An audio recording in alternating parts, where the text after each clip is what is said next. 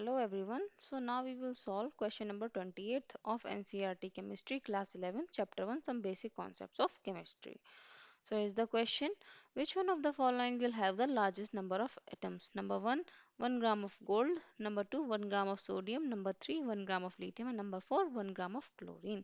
Okay तो आपसे पूछा गया है कि इनमें से जो भी हमें दिए गए हैं किसमें सबसे ज़्यादा नंबर ऑफ एटम्स होंगे अगर सबका एक एक ग्राम हमने लिया हुआ है।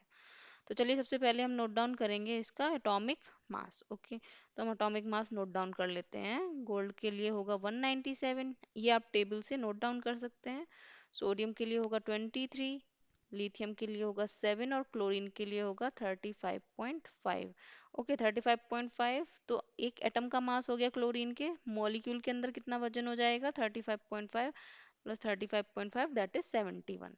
ओके तो ये हो गए सारे हमारे पास एटॉमिक मासेस। ओके तो अब हम इसे फर्दर सॉल्व करेंगे। तो हमें क्या पता है, जब भी हम 6.022 मल्टीप्लाई 10⁻23 इतने पार्टिकल्स लेते हैं, इतने एटम्स लेते हैं, तो उसका वजन कितना होता है एटॉमिक मास के बराबर। एटॉमिक मास के बराबर। तो जब हम गोल्ड को लेकर के चलेंगे, ठीक है, तो हमारा क्या हो जाएगा 6.022 मल्टीप्लाई 10⁻23 एटम्स का मास हो जाएगा 197। ओके और हम इसे ऐसे भी लिख सकते हैं 197 ग्राम मास होगा हमारा कितना mass corresponds to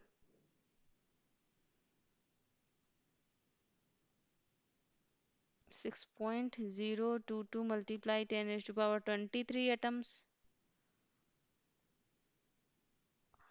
Therefore 1 gram mass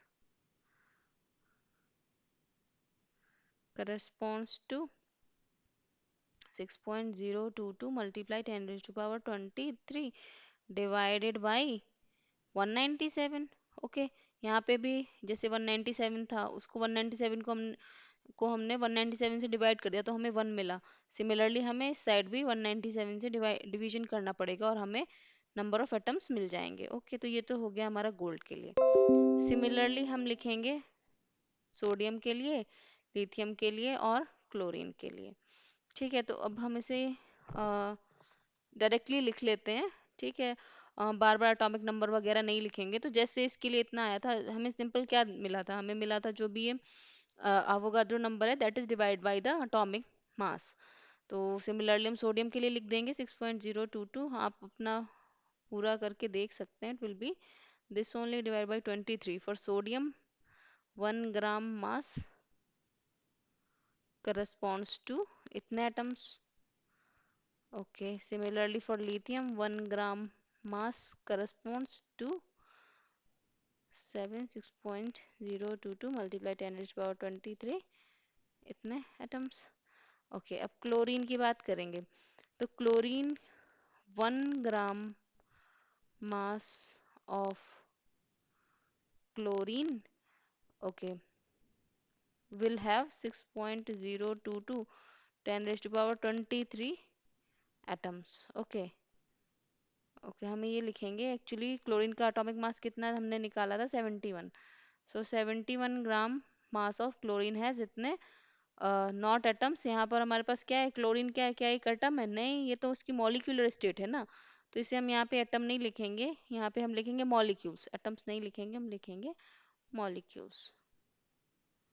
ठीक है तो हमारे पास 71 gram mass of chlorine corresponds to 6.022 multiply 10 raised to power 23 molecules। Okay तो 1 gram mass corresponds to how many molecules, यहाँ पर लिख देती हूँ मैं 1 gram mass of Cl2 has 6.022 multiply 10 raised to power 23 by 71 molecules. Okay अब molecules को हम एटम में कन्वर्ट करेंगे कैसे, देखिए 1 ग्राम मास के अंदर कितने मॉलिक्यूल्स प्रेजेंट है, इतने मॉलिक्यूल्स, और हर मॉलिक्यूल के अंदर कितना क्लोरीन का एटम प्रेजेंट है 2।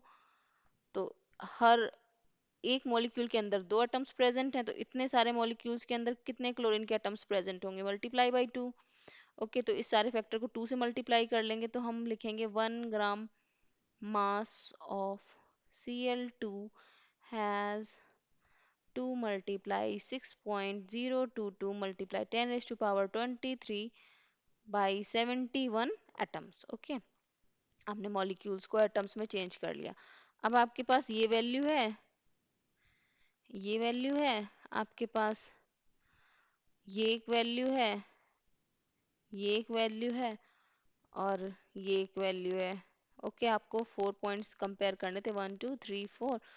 तो आपके पास 4 वैल्यू आ गई, 1 2 3 एंड 4। इन 4 को आपको कंपेयर करके बताना है कि इनमें सबसे ज्यादा किस में कौन सी वैल्यू है, सबसे ज्यादा नंबर ऑफ एटम्स किस में होंगे। तो जिसका डिवीजन वाला जो भी होगा नंबर सबसे कम होगा, उस उसमें ही सबसे ज्यादा वैल्यू आएगी।